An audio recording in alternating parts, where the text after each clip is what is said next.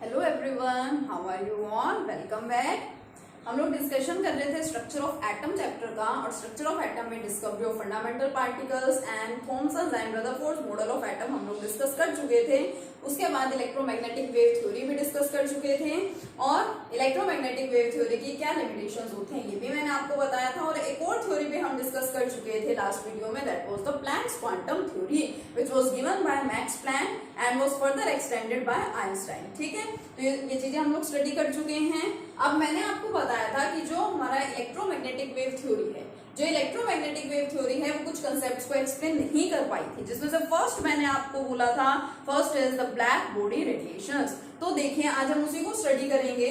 क्या पढ़ेंगे आज हम कि ब्लैक बॉडी क्या है और ब्लैक बॉडी रेडिएशंस क्या है। First topic is black body and black body radiations.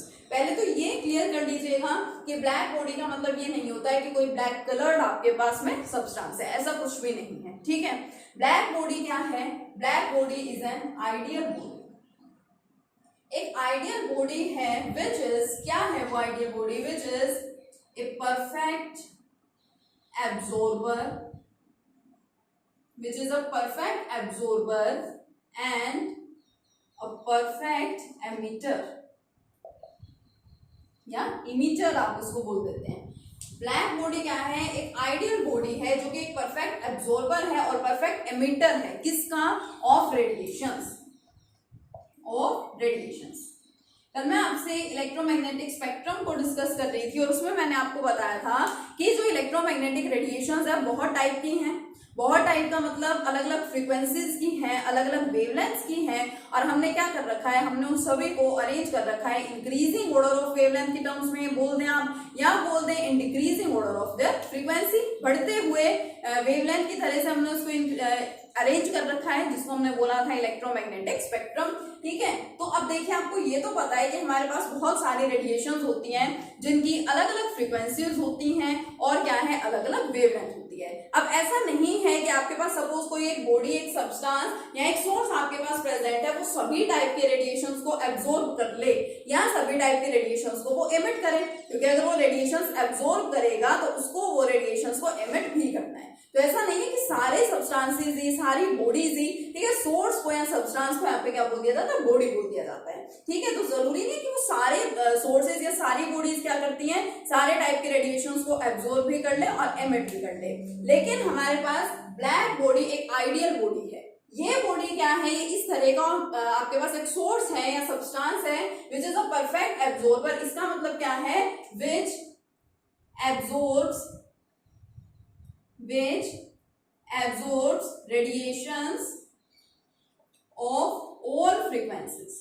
किसी भी फ्रीक्वेंसी को वो क्या कर लेंगी? वो एब्जॉर्ब कर लेगी। तो ब्लैक बॉडी हमारे पास एक ऐसी आइडियल बॉडी है जो सारे टाइप के रेडिएशंस को, सारे टाइप के रेडिएशंस का मतलब है हर फ्रीक्वेंसी के रेडिएशन को वो एब्जॉर्ब भी कर ले और हर फ्रीक्वेंसी की रेडिएशन को वो वापस से रिलीज यानी कि एमिट भी कर दे। परफेक्ट का मतलब यही है कि हर टाइप की फ्रीक्वेंसीज की रेडिएशंस। ठीक है, तो ये तो क्या है हमारी ब्लैक बॉडी। ब्लैक बॉडी का नाम ले तो ऊपर वापस से आपको बता रहे, नोट डाउन कर लीजिएगा इसको। Black body is an ideal body which is a perfect absorber and a perfect emitter of the radiations, और इट एब्जॉर्ब्स एंड emits। ठीक है, it absorbs as well as emits the radiations of all the frequencies। ठीक है, ये तो बात हो गई किसकी?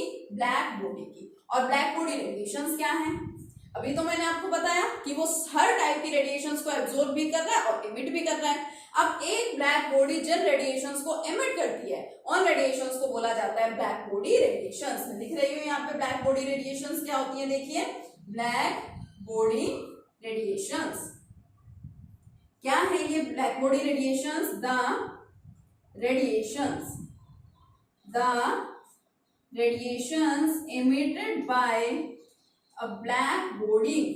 वापस से बोल रहा हूँ, इस चीज को समझ लेना अच्छे से। ब्लैक बॉडी का मतलब ये बिल्कुल नहीं है कि कोई ब्लैक कलर का ऑब्जेक्ट या सब्सटेंस आपके पास है। ठीक है, the radiations emitted by a black body is known as black body radiations. ठीक है, उनको क्या बोलेंगे हम? वो बोलेंगे ब्लैक बॉडी रेडिएशंस। अब ये तो आपको पता चल गया कि ब्लैक बॉडी क्या है और ब्लैक बॉडी रेडिएशंस क्या है। अब इसको हमने कहां पे इंट्रोड्यूस किया था सबसे पहले आपके सामने कि जो इलेक्ट्रोमैग्नेटिक वेव थ्योरी है उसकी फर्स्ट लिमिटेशन यही है कि that theory do not explain the black body and black body radiations. अब उस थ्योरी ने ऐसा क्या कहा था कि जो इस चीज को एक्सप्लेन नहीं कर पाई थी, इनके बारे में एक्सप्लेनेशन नहीं कर पाई थी। और जो नेक्स्ट थ्योरी हमने पढ़ी प्लैंक्स क्वांटम थ्योरी, फिर उस थ्योरी ने इस फैक्टर को, इस टाइप के रेडिएशंस को किस तरह से एक्सप्लेन कर दिया। हमें ये दोनों चीजें यहाँ पे डिटेल में स्टडी करनी है, ठीक है। अब इससे पहले मैं एक बात आपको बता दूं, हो सकता है आप लोगों ने ऑब्जर्व भी किया हो और नहीं ऑब्जर्व किया होगा अभी तक, तो हो सके पॉसिबल हो तो आप इसको ऑब्जर्व करके देखना।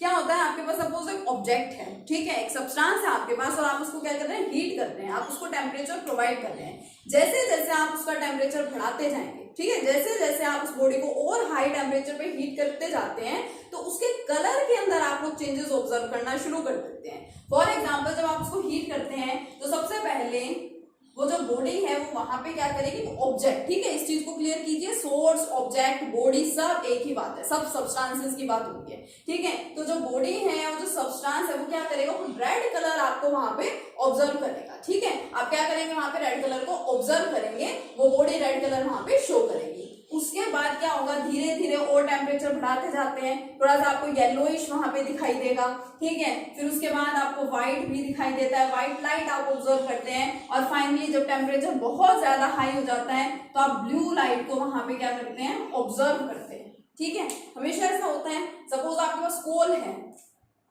कोयला है आपके पास, ठीक है, बहुत सारे कोयले हैं, एक कोयला जो भी व्हाटएवर, ठीक है, आप उस कोल को क्या कर रहे हैं, बर्न कर रहे हैं। बर्न करना मतलब आप उसे हीट कर रहे हैं, बहुत हाई टेम्परेचर आप उसको प्रोवाइड कर रहे हैं। तो देखिए आप उसमें ऑब्जर्व करते हैं ना कि बहुत सारे मैंने कोल पीसेस रख रखे हैं तो मुझे वहां पे थोड़ी सी रेड लाइट सी क्या होती है, ऑब्जर्व होती है। और जब बहुत ज्यादा हाई टेम्परेचर होता जाएगा तो फिर मुझे वो लाइट कैसी दिखेगी, व्हाइट लाइट मुझे वहां पे दिखाई देने लगेगी। और अगर उससे भी ज्यादा, ठीक है, और बहुत ज्यादा हाई टेम्परेचर आप लोग कर देते हैं, ठीक है, तो आपको वहां पे ब्लू लाइट भी शो होती है, आप ब्लू लाइट भी वहां पे ऑब्जर्व कर सकते हैं। एक्चुअल में ऐसा होता है, ठीक है। लेकिन इलेक्ट्रोमैग्नेटिक वेव थ्योरी ने कुछ और बोला था। इलेक्ट्रोमैग्नेटिक वेव थ्योरी इस फैक्टर को क्यों नहीं एक्सप्लेन कर पाई कि according to electromagnetic wave theory, ठीक है, इलेक्ट्रोमैग्नेटिक वेव थ्योरी ने क्या कहा कि जो सब्सटेंस एनर्जी को एमिट कर रहा है, अब देखिए रेडिएशन एमिट कर रही है बॉडी, यानी एनर्जी ही तो एमिट कर रही है। इस थ्योरी ने क्या कहा था कि energy is emitted continuously in the form of radiations, radiations की फॉर्म में एनर्जी कंटिन्यूअसली सब्सटेंस एमिट करेगा, सोर्स एमिट करेगा, और उस एनर्जी को हमने क्या बोला था, रेडिएंट एनर्जी बोला था। और इस थ्योरी के accordingly energy is directly proportional to the intensity. Intensity is equal to a square, amplitude का स्क्वायर होता है, आपको पता होगा, आपने फिजिक्स में स्टडी किया होगा। इसका मतलब जो एनर्जी है वो इंटेंसिटी पे डिपेंड करती है।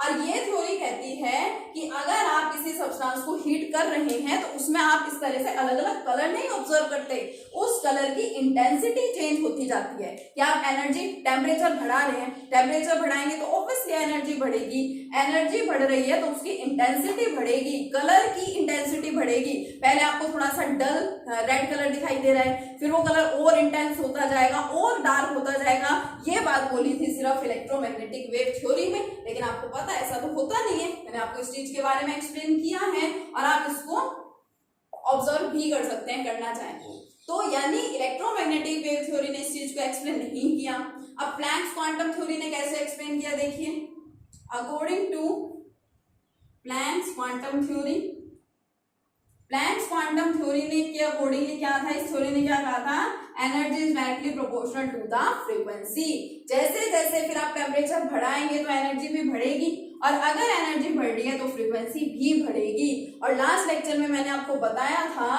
कि red colour has the lowest frequency, सबसे कम फ्रीक्वेंसी किसकी होती है, रेड कलर की, और फिर वो धीरे धीरे धीरे धीरे क्या होती जाती है, बढ़ती जाती है। तो जैसे जैसे टेम्परेचर बढ़ता जाएगा एनर्जी बढ़ती जाएगी और फ्रीक्वेंसी भी बढ़ेगी। मान लीजिए फ्रीक्वेंसी पहले कम है, रेड कलर की फ्रीक्वेंसी मिल रही है आपको, तो वहां पे रेड कलर शो हो रहा है, थोड़ी सी फ्रीक्वेंसी और बढ़ गई तो जिस कलर की रेडिएशंस वो फ्रीक्वेंसी एग्जिबिट करती हैं, आप लोग उसी कलर को क्या करेंगे, ऑब्जर्व करेंगे। तो देखिए प्लैंक्स क्वांटम थ्योरी ने इस फिनोमेना को क्या कर दिया था, एक्सप्लेन कर दिया था।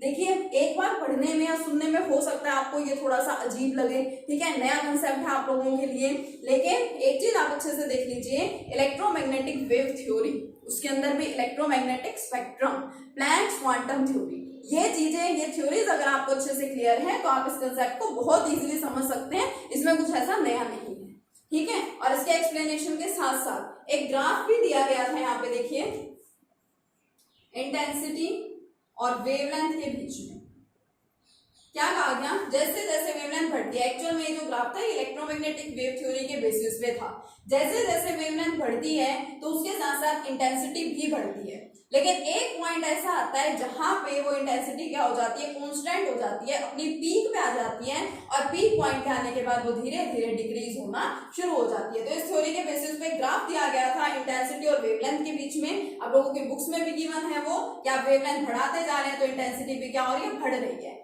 एक पीक पे आई, एक पर्टिकुलर पॉइंट तक वो बढ़ी, उसके बाद वो डिक्रीज होना शुरू हो गई, ठीक है। तो ये ग्राफ दिया गया था, ठीक है। और क्या कहा गया, अलग अलग टेम्परेचर्स के लिए भी इंटेंसिटी को एक्सप्लेन कर सकते हैं, किस तरह से, मान लीजिए पहले टेम्परेचर कम है तो आपको ग्राफ थोड़ा सा इस टाइप का मिलेगा, ठीक है। बात तो वही हो रही है कि वेवलेंथ बढ़ती जा रही है, उसके साथ साथ इंटेंसिटी पहले बढ़ी, कांस्टेंट हुई और फिर घट गई, कम टेम्परेचर है, सपोज इनिशियल टेम्परेचर मैंने ले लिया T1, कम टेम्परेचर था, उसके बाद मैं टेम्परेचर को बढ़ा रही हूँ, मैं T2 ले रही हूँ which is greater than T1, ठीक है। तो मैंने इस टाइप का यहाँ पे कुछ ऑब्जर्व किया, तो अलग अलग टेम्परेचर के लिए ये था, इलेक्ट्रोमैग्नेटिक वेव थ्योरी ने इंटेंसिटी और वेवलेंथ को इस तरह से रिलेट किया था, ठीक है। तो सिंपल सा फैक्टर आपको यहाँ पे क्या स्टडी करना है कि ब्लैक बॉडी क्या है, ब्लैक बॉडी रेडिएशंस क्या है, ये वाला इफेक्ट आपको आना चाहिए, ठीक है, इंपॉर्टेंट है काफी, इस चीज को अच्छे से समझे।